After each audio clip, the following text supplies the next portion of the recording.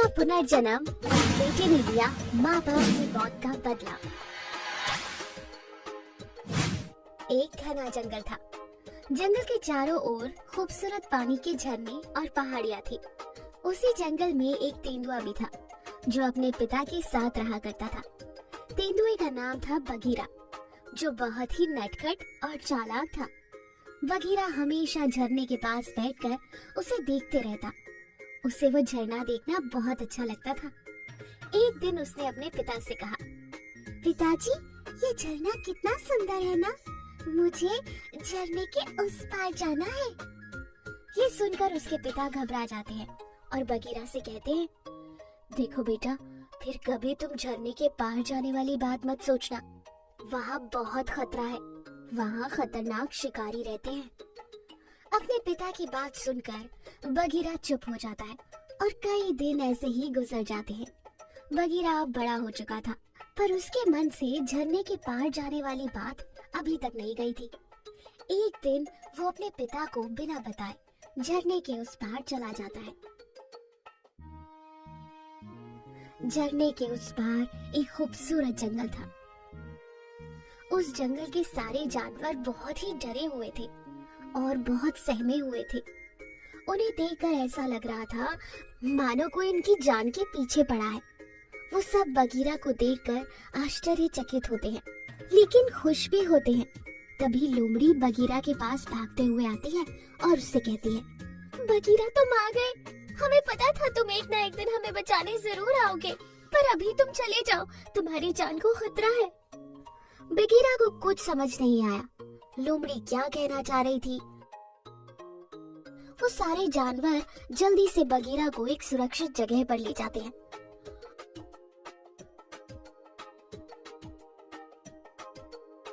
कौन हो तुम लोग और क्या हो गया है तुम लोगों को, और तुम मुझे कैसे जानते हो?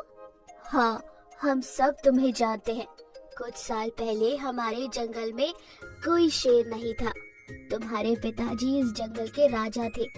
वो बहुत ही अच्छे और दयालु राजा थे। फिर एक दिन पता नहीं कहां से एक शेर हमारे जंगल में आ गया और धोखे से उसने तुम्हारे माता पिता को मार डाला। वो तुम्हें भी मारना चाहता था, पर तुम्हारी माँ ने मरने से पहले जैसे तैसे तुम्हें टोकरी में रखकर उस झरने पर छोड़ दिया। वो शेर जंगल का राजा बन चुका है। वो बहुत ही जालिम और बेरहम है। यूं हाथी बगीरा को बोल ही रहा था कि वहाँ बगीरा के पिता आते हैं और बगीरा से कहते हैं, बेटा, आखिरकार तुम्हें सच्चाई का पता चल ही गया। हाँ, मैं तुम्हारा सगा बाप नहीं हूँ। मुझे तुम पानी में बहते हुए मिले थे। मेरा अपना कोई नहीं था, तो मैंने तुम्हें अपना बेटा मान लिया। मैं उस शेर को जिंदा नहीं छोड़ूंगा जिसने मेरे माता पिता की जान ली है। यूं वो सब बातें कर ही रहे थे कि तभी वहाँ शेर आ जाता है। ये क्या हो रहा है? मेरा भोजन अभी तक क्यों नहीं आया? अच्छा, तो तू है वो शेर जिसने मेरे माँ बाप को मार डाला। अब मैं तुझे जिंदा नहीं छोड़ूंगा। अरे, तुम जिंदा हो? तुम्हें उसी दिन मार देना चाहिए था जिस दिन मैंने तुम्हारे माँ बाप को मारा। पर कोई बात नहीं, आज ये काम खत्म ही कर देता हूँ। शेर बगीरा पर एकदम से हमला कर देता है।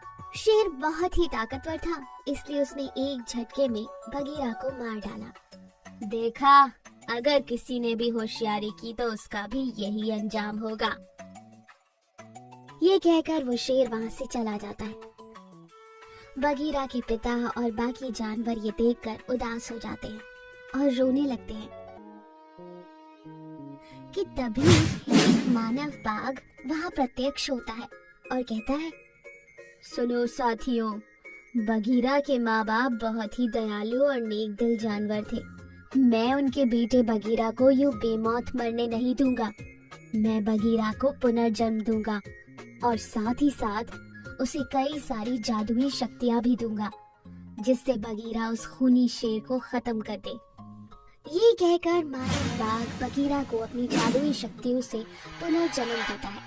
बगीरा और बाकी के जानवर मानव बाघ का धन्यवाद करते हैं। मानव बाघ गायब हो जाता है। बगीरा शेर के पास जाता है शेर बगीरा को जिंदा देखकर चौंक जाता है। क्या हुआ? मुझे देखकर अब अपने पैरों तले जमीन खिसकने का एहसास हो रहा है?